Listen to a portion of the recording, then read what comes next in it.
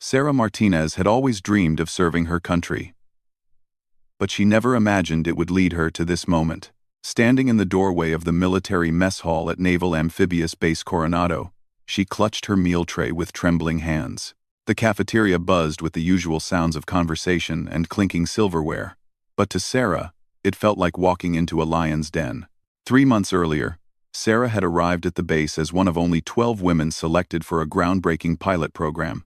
The Navy was testing the integration of female personnel into previously all-male special operations support roles. Sarah, a 24-year-old communications specialist from Texas, had scored in the top 5% of her training class and earned her spot through sheer determination and skill. But not everyone at Coronado was ready for change. From her first day, Sarah noticed the whispers that followed her down hallways. Some were curious glances from personnel who had never worked alongside women in this environment. Others carried a different energy entirely. A small group of traditionalists, led by a senior petty officer named Richards, made no secret of their belief that women had no place in special operations, even in support roles. Sarah tried to ignore the cold shoulders and occasional snide comments. She focused on her work, maintaining communication systems that were vital to SEAL team operations. Her technical skills were exceptional, and several team leaders had privately praised her performance. But praise whispered in offices didn't reach the mess hall, where social hierarchies played out over shared meals. The trouble started during her second month on base. Richards and his group began making subtle comments whenever Sarah entered common areas. They would stop talking when she approached, only to resume their conversation in deliberately loud voices once she passed. Their discussions often centered on how standards were being lowered to accommodate political correctness. Sarah's supervisor, Lieutenant Commander Jackson, had noticed the tension but hoped it would resolve naturally as people adjusted to the new reality. He was a fair man who believed in merit over politics, and Sarah's work had impressed him greatly. However, he underestimated how deep the resistance ran among certain personnel. The situation escalated when Sarah was assigned to provide direct communication support for a high-stakes training exercise. The exercise involved multiple SEAL teams and required precise coordination between ground units and command. Sarah's role was critical, managing encrypted communications that could mean the difference between mission success and failure. During the 3-day exercise, Sarah worked 18-hour shifts, troubleshooting equipment failures and maintaining secure channels under intense pressure. Her performance was flawless. The exercise concluded successfully, with mission objectives met ahead of schedule. Several SEAL team leaders specifically mentioned Sarah's contribution in their after-action reports. But success only seemed to intensify the hostility from Richards' group. They viewed her achievements not as proof of competence, but as evidence that the system was rigged in her favor. The comments became more pointed, the cold shoulders more deliberate. One evening, as Sarah finished her shift and headed to grab a late dinner, she overheard a conversation that chilled her to the bone. Richards was talking to 2 other petty officers near the communications building. "This whole experiment is a joke," Richards was saying. "She might have fooled Jackson, but we all know she's not cut out for this. Sooner or later, she'll crack under real pressure, and good men will pay the price. Someone should tell her before she gets people killed," another voice added. Sarah hurried past, her heart racing. She had faced discrimination before in her military career, but this felt different. The stakes were higher here, and the bonds between personnel ran deeper. In the special operations community, trust wasn't just professional courtesy. It could be a matter of life and death. That night, Sarah called her mentor from training school, Master Chief Patricia Reeves, one of the few senior enlisted women who had navigated similar challenges in her career. "You knew this wouldn't be easy," Reeves reminded her. "The question is whether you're going to let a few small-minded individuals drive you away from work you're clearly meant to do." "It's not just a few people," Sarah replied. "It feels like I'm fighting an uphill battle every single day." "That's exactly what it is," Reeves said. "But remember, you're not just fighting for yourself. You're fighting for every woman who comes after you, and you're not fighting alone, even when it feels that way." Reeves' words stayed with Sarah as she returned to work the next day. She threw herself into her duties with renewed focus, determined not to give her detractors any ammunition. Her technical reports were meticulous, Her equipment maintenance was flawless, and her communication protocols were textbook perfect. But perfection, she was learning, wasn't enough to silence her critics. The breaking point came on a Tuesday afternoon in late October. Sarah had been working with a SEAL team on a complex communication setup for an upcoming overseas deployment. The work required her to coordinate with multiple departments and had kept her busy well past lunchtime. By the time she made it to the mess hall, the lunch rush was over. Only a handful of personnel remained, scattered across the large dining area. Sarah grabbed a turkey sandwich and a bottle of water, looking forward to a few minutes of quiet eating before returning to work. She chose a table near the windows, hoping the afternoon sunlight would lift her spirits. But as she unwrapped her sandwich, she became aware of voices from a nearby table. Richards and two of his associates were sitting just close enough for her to hear their conversation. At first, she tried to ignore them, focusing on her meal. But their words gradually penetrated her consciousness, and she realized they were talking about her. "The whole program is a political stunt," Richards was saying. "Mark my words, someone's going to get hurt because of this social experiment." "What I don't understand," said another voice Sarah recognized as Petty Officer Martinez, "is why she doesn't just transfer to a normal unit. Why force herself into a place where she's not wanted? Because she thinks she's proving something." Richards replied, "But all she's proving is that women don't belong in special ops. Period." Sarah felt her face flush with anger and embarrassment. She considered moving to another table, but something in their tone suggested this wasn't random conversation. They knew she could hear them. Her suspicion was confirmed when Richards raised his voice slightly. "I heard she's been asking questions about overseas deployment schedules, probably trying to get herself assigned to a combat zone so she can play hero." This wasn't true, and Richards knew it. Sarah's questions had been purely technical, related to communication equipment compatibility in different operational environments. But the implication was clear. They were questioning her motives and her integrity. Sarah's hands tightened around her sandwich wrapper. She had endured months of subtle harassment, but this public character assassination felt like a line had been crossed. The mess hall might not have been crowded, but several other personnel were present, and their conversation was clearly audible. She was debating whether to confront them directly when Richards delivered what felt like a final blow. Someone needs to have a serious conversation with her before she gets herself or someone else killed. This isn't a game, and special operations isn't the place for diversity experiments. The words hung in the air like a challenge. Sarah felt the attention of other diners shifting toward their table. The moment had arrived that she had been dreading for months, a public confrontation that would force everyone in the room to choose sides. Sarah set down her sandwich and turned to face Richard's table. Her heart was pounding, but her voice was steady when she spoke. "If you have concerns about my performance or qualifications, Petty Officer Richards, I'd be happy to discuss them professionally. My supervisor's door is always open." The mess hall went completely silent. Richards turned to face her, his expression a mixture of surprise and annoyance at being called out publicly. "This isn't about performance reviews," he said coldly. "This is about reality. And the reality is that special operations is no place for women, no matter what the politicians want to believe." Sarah stood up slowly, her chair scraping against the floor in the sudden quiet. Other diners had stopped eating and were watching the confrontation unfold. "I've served my country with honor for 6 years," Sarah said, her voice carrying across the silent room. "I earned my position here through merit, just like everyone else. If you have specific concerns about my work, file a formal complaint. Otherwise, I'd appreciate being treated with the same professional respect you'd show any other service member." Richard's face reddened.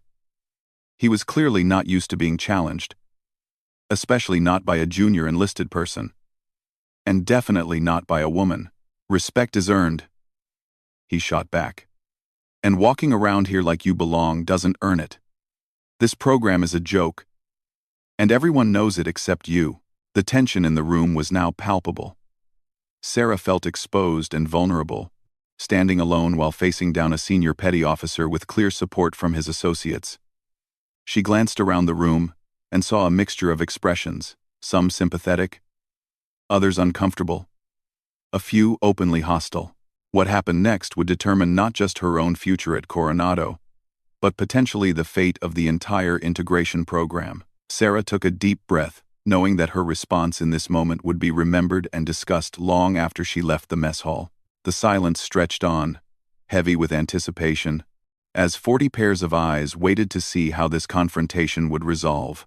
Sarah felt the weight of every stare in the mess hall as she stood facing Richards. Her military training had taught her to remain composed under pressure, but this was different. This wasn't a drill or a simulated exercise, this was her career, her dignity, and her future hanging in the balance. Richard seemed to sense his advantage.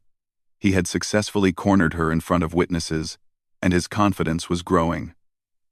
He leaned back in his chair with a smirk that suggested he was enjoying the moment. "Look around," he said, gesturing to the room. "You think these men are going to follow orders from someone who needs special accommodations? You think they'll trust their lives to someone who can't even handle a little honest feedback?" The accusation stung because it struck at Sarah's deepest fear. Not the fear of physical danger or professional failure, but the fear that her presence might somehow compromise the safety of the men she was meant to support. It was a fear that had kept her awake many nights since arriving at Coronado. Sarah's voice remained steady, but those close enough could hear the emotion beneath her words. "I've never asked for special accommodations. My performance records speak for themselves. I've exceeded standards in every evaluation since arriving here. Standards that were lowered to let you pass," Richards shot back. "Everyone knows the whole program is rigged. They needed female success stories, so they made sure you'd succeed regardless of your actual capabilities." This accusation was particularly painful because Sarah knew it would follow her regardless of her actual performance. No matter how well she did, there would always be those who attributed her success to political correctness rather than competence. Before Sarah could respond, the mess hall door opened with its usual metallic clang. She didn't turn to see who had entered, but she noticed Richard's expression shift slightly. His smugness wavered for just a moment before returning. "The truth is," Richards continued, his voice rising slightly, "this whole integration experiment is going to get people killed. And when it does, the blood will be on the hands of everyone who pushed this politically correct nonsense." The newcomer's footsteps stopped somewhere behind Sarah. She still didn't turn, but she sensed a presence that seemed to change the energy in the room. Richards noticed too, his eyes flickering past Sarah to whoever had just entered. Sarah took a steadying breath and prepared to respond when another voice cut through the tension. "Is there a problem here?" The voice was calm but carried unmistakable authority. Sarah recognized it immediately: Senior Chief Peterson, one of the most respected SEAL team leaders on the base. She had worked with him briefly during the communication exercise, but they had barely spoken beyond professional necessities. Richard straightened slightly in his chair. Even he wouldn't challenge Peterson directly, but his defiant expression suggested he wasn't backing down completely. "No problem, Senior Chief.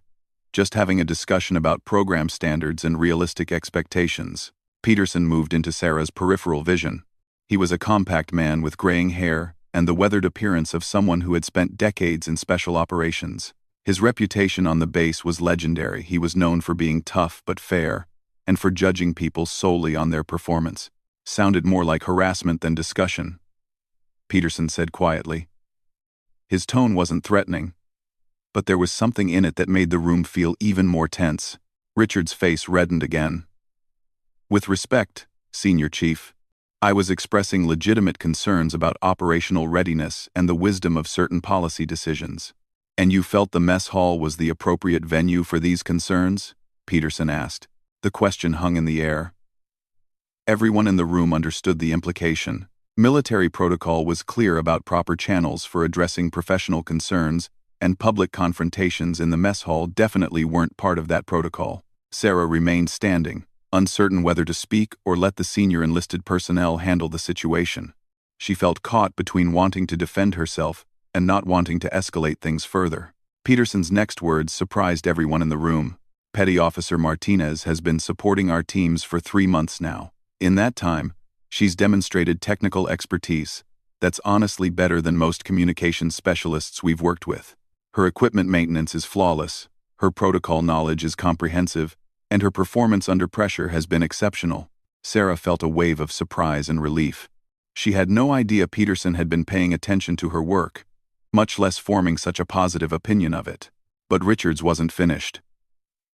Performance in training exercises is different from real-world operations. When lives are actually on the line,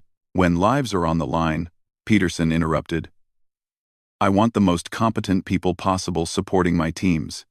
And right now, Petty Officer Martinez is among the most competent communication specialists on this base.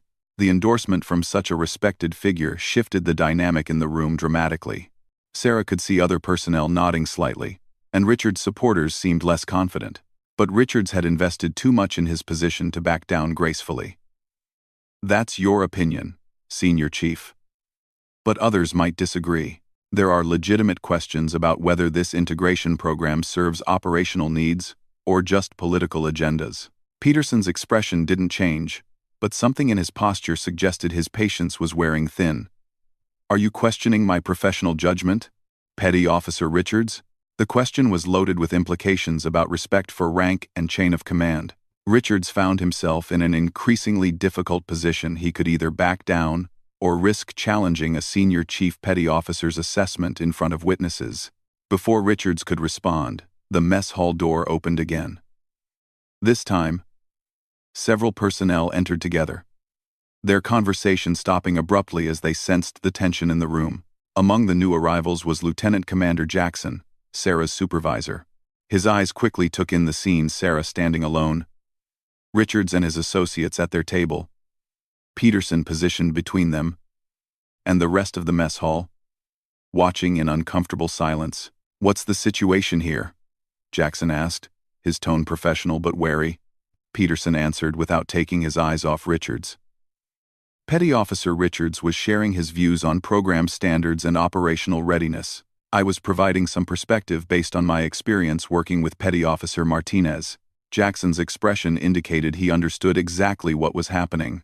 As Sarah's supervisor, he was well aware of the ongoing tensions surrounding the integration program, though this was the first time it had erupted into a public confrontation. I see, Jackson said carefully. Well, if there are concerns about program standards or individual performance, I'd be happy to discuss them in my office during appropriate business hours. The offer was clearly directed at Richards, and equally clearly a suggestion that this public forum wasn't the place for such discussions. Richards looked around the room, perhaps realizing for the first time that his position was becoming untenable. Peterson's endorsement had undermined his credibility. Jackson's presence had introduced formal authority into the situation, and the growing number of witnesses was making any graceful retreat increasingly difficult. But what happened next surprised everyone, including Sarah herself. The mess hall door opened once more, and this time it was followed by the sound of multiple footsteps. A group of SEAL team members entered, their conversation stopping as they immediately sensed the charged atmosphere.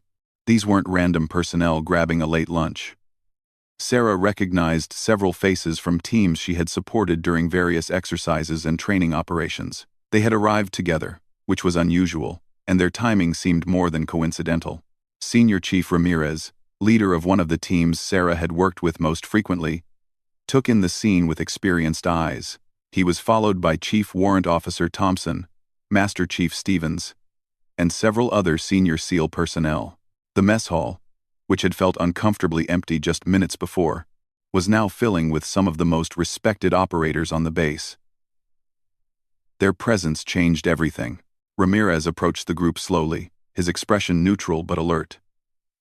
Afternoon. Senior Chief Peterson. Lieutenant Commander Jackson. Everything okay here? Peterson nodded toward Richards. Petty Officer Richards was expressing some concerns about operational standards. Ramirez's eyes shifted to Sarah, then to Richards, clearly piecing together what had been happening. What kind of concerns? Richards now found himself facing not just Peterson and Jackson, but a growing crowd of senior SEAL personnel. His earlier confidence was visibly evaporating, but he was too invested in his position to retreat entirely. Concerns about whether this integration program is actually serving operational needs, he said, his voice less certain than before. Master Chief Stevens, a barrel-chested man with nearly 30 years in special operations, stepped forward. His reputation on the base was even more formidable than Peterson's. "Are you referring to Petty Officer Martinez specifically?" Stevens asked, his tone deceptively casual. Richards hesitated, perhaps sensing a trap. "I'm speaking generally about program objectives and realistic expectations. But you were speaking specifically about Petty Officer Martinez when we arrived," Stevens continued. "At least, that's what I heard from the hallway." The implication was clear. Stevens and the others had overheard the confrontation and had come specifically to intervene. This hadn't been a coincidental meeting. Sarah felt a mixture of gratitude and embarrassment. She appreciated the support but worried about being seen as someone who needed protection rather than someone who could handle challenges independently. Chief Warrant Officer Thompson spoke next, his voice carrying the quiet authority that came from decades of operational experience. "I've worked with Petty Officer Martinez on several communication setups.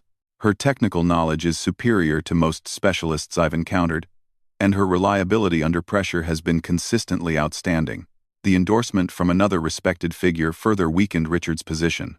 But Thompson wasn't finished. "In fact," Thompson continued, "I specifically requested her support for our upcoming deployment because of her proven competence and professionalism." This was news to Sarah.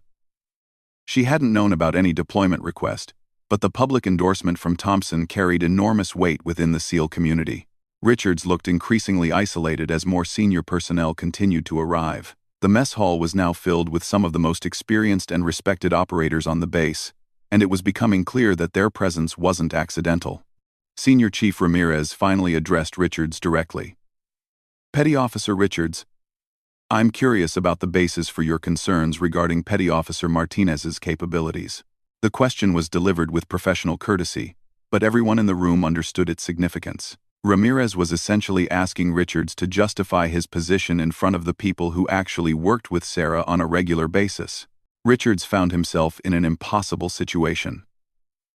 He could either provide specific examples of Sarah's supposed inadequacy, which he couldn't do because her performance had been exemplary, or he could admit that his concerns were based on general principles rather than actual experience. The silence stretched on as Richards struggled to formulate a response that wouldn't further damage his credibility, but the longer he remained silent, the more his position appeared to be based on prejudice rather than legitimate professional concerns.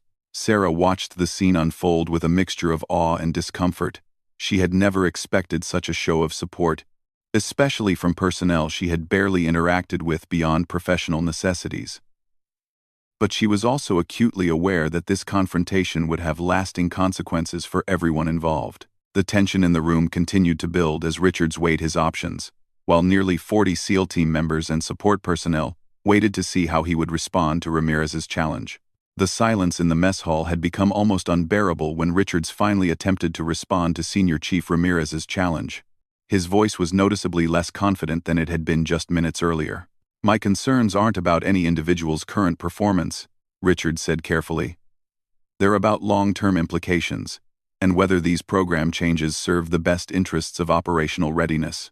It was a politician's answer, designed to avoid specifics while maintaining his position. But Ramirez wasn't satisfied with generalities. "I'm asking specifically about Petty Officer Martinez," Ramirez pressed. "Have you personally observed any deficiencies in her work that would justify your concerns about her presence here?" Richards glanced around the room, perhaps hoping for support from his associates. But Petty Officer Martinez and the third member of their group had become notably silent, seemingly unwilling to join Richards in his increasingly isolated stance. "I haven't worked directly with her," Richards admitted reluctantly. "Then your concerns are theoretical rather than based on observed performance," Master Chief Stevens concluded. It wasn't a question. The distinction was crucial in military culture, where opinions based on actual experience carried far more weight than abstract theories. Richards had essentially admitted that his opposition to Sarah was based on assumptions rather than evidence. Chief Warrant Officer Thompson chose that moment to address Sarah directly for the first time since the confrontation began. "Petty Officer Martinez, you've been standing this whole time. Why don't you sit down?" The suggestion might have seemed insignificant to civilian observers, but in the context of military hierarchy and the current situation, it carried important meaning. Thompson was treating Sarah as a colleague deserving of basic courtesy, not as someone under investigation or discipline. Sarah glanced at Lieutenant Commander Jackson, who nodded slightly.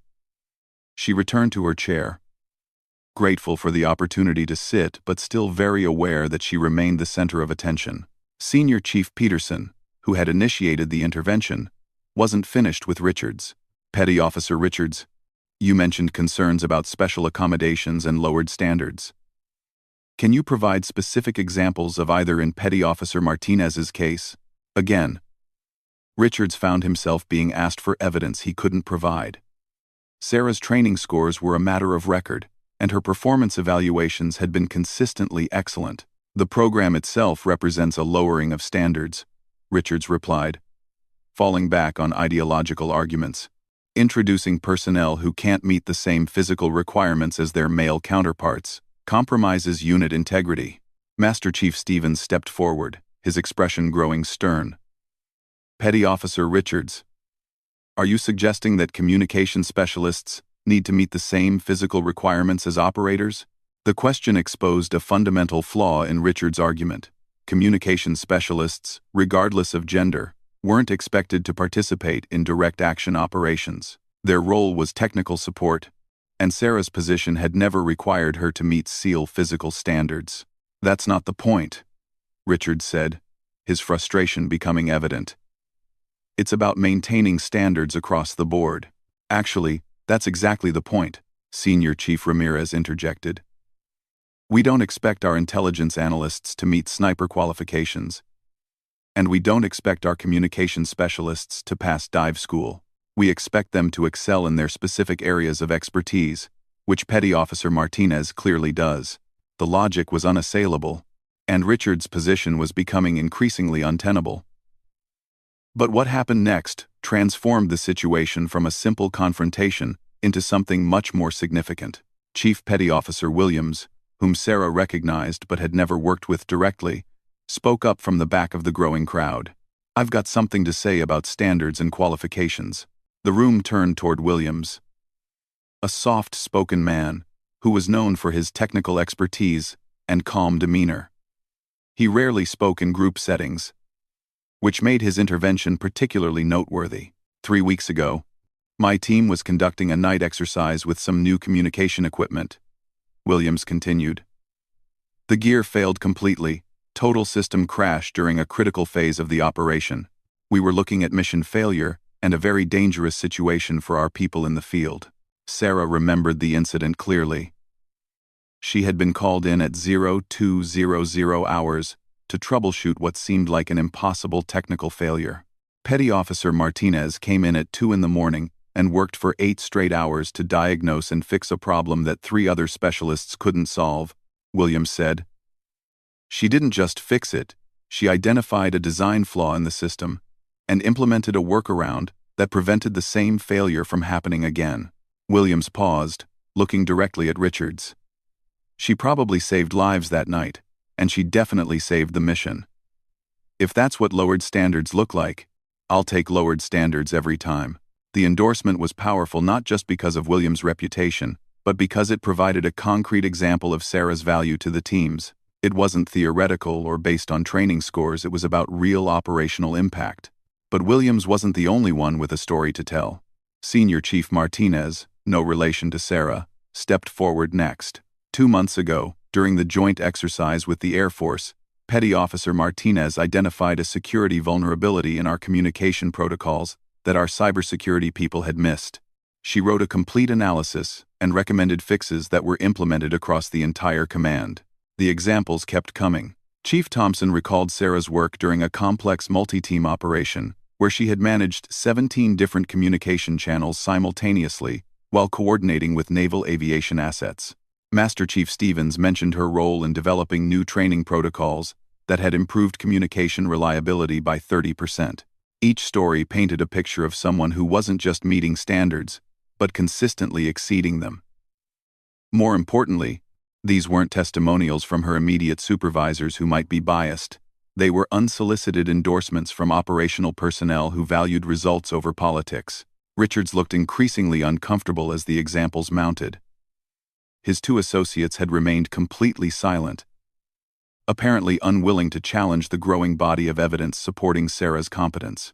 Lieutenant Commander Jackson, who had been listening carefully to the testimonials, finally addressed Richards directly.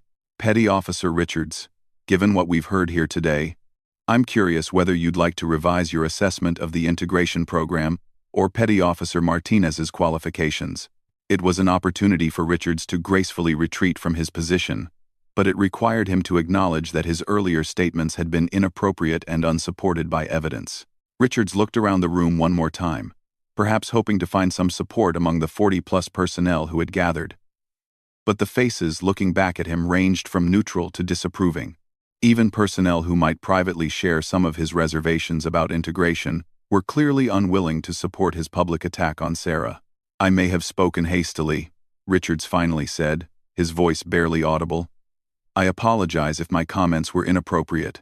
The apology was grudging and incomplete, but it represented a significant retreat from his earlier position. Master Chief Stevens, however, wasn't satisfied with a half-hearted acknowledgement. "Petty Officer Richards, you made specific allegations about lowered standards and questioned Petty Officer Martinez's qualifications in front of witnesses. A simple apology doesn't address the damage those statements might have caused to her reputation or the program's credibility."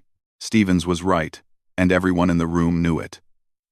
Richards' comments had been serious allegations that could have lasting impact on Sarah's career and the integration program's future. Senior Chief Peterson stepped in with what seemed like a reasonable solution. "Perhaps this would be a good time for everyone involved to meet with the Command Master Chief and discuss how we can better address concerns about new programs through proper channels." The suggestion was diplomatically phrased, but everyone understood its implications. Richards would be facing formal scrutiny of his conduct, while the overwhelming support for Sarah would be officially documented. Lieutenant Commander Jackson nodded approvingly. "I think that's an excellent idea, Senior Chief. I'll arrange a meeting for tomorrow morning." Sarah finally found her voice. "If I may, sir, I'd like to say something." Jackson nodded, and the room fell silent again. Sarah stood slowly, looking around at the faces of the men who had come to her defense. "I want to thank everyone who spoke up today," she began. "But I also want to acknowledge that Petty Officer Richards raised some valid concerns about integration programs in general. Change is never easy, especially in communities with strong traditions like special operations." Her words surprised many in the room, particularly Richards himself. Sarah was extending an olive branch at the moment of her apparent victory. "What I hope we can all agree on," Sarah continued, "is that every person in uniform, regardless of gender, race, or background, should be judged on their performance and their commitment to the mission. I've tried to prove myself through my work, and I'll continue to do so every day I'm privileged to serve alongside all of you." The response was measured and professional, but it also demonstrated emotional intelligence and leadership qualities that impressed the senior personnel present. Sarah wasn't gloating over her vindication or attacking her critic. She was trying to find common ground and move forward constructively. Master Chief Stevens stepped forward and offered something that had never happened to Sarah before. At Coronado, he extended his hand for a handshake. "Petty Officer Martinez, it's been an honor working with you, and I look forward to continuing that work in the future. Closer." The gesture was immediately followed by similar handshakes from Senior Chief Peterson, Chief Thompson, and Senior Chief Ramirez. One by one, nearly every SEAL team member present came forward to shake Sarah's hand or offer a word of support. Richards watched this unprecedented display of solidarity with what appeared to be a mixture of surprise and resignation. He had intended to isolate and embarrass Sarah, but his attack had instead united the community around her. As the crowd began to disperse, Lieutenant Commander Jackson approached Sarah quietly. "Petty Officer Martinez, I want you to know that your professionalism today was outstanding. The way you handled this situation reflects very well on both you and the program." Sarah felt a wave of relief and gratitude. "Thank you, sir. I hope this incident doesn't reflect poorly on the integration program." "On the contrary," Jackson replied. "What happened here today demonstrated exactly why this program is succeeding. You've earned the respect of your peers through your performance, and they stood up for you when it mattered. That's how military communities are supposed to work. As Sarah gathered her things and prepared to return to work, she reflected on the day's events. The confrontation she had dreaded for months had finally occurred, but the outcome had been far different from what she had feared. She hadn't faced the challenge alone. When the moment of truth arrived, 40 of the most respected operators on the base had stood up to support her, not because she was a woman who needed protection, but because she was a competent service member who had earned their trust through her work. The integration program would continue, stronger than before. Sarah's position at Coronado was now secure, backed by documented evidence of her value to the teams. And perhaps most importantly, a clear message had been sent that personnel would be judged on their performance rather than their demographics. As Sarah walked back to her workstation, she carried herself differently than she had that morning. The weight of uncertainty that had burdened her for months was gone, replaced by confidence born from knowing that she belonged here not because of any program or policy, but because she had proven herself worthy of the respect of her peers. The mess hall returned to its normal activity, but the events of that afternoon would be talked about for months to come. It had been a defining moment not just for Sarah Martinez, but for the entire base community's understanding of what integration really meant. Richards and his associates quietly left the mess hall, their influence diminished and their arguments discredited. The future would bring new challenges for the integration program, but they would be met by a community that had learned to judge people by their contributions rather than their characteristics. And for Sarah Martinez, the young woman from Texas who had dreamed of serving her country, that afternoon in the mess hall had transformed her from an outsider trying to prove herself into a fully accepted member of one of the military's most elite communities.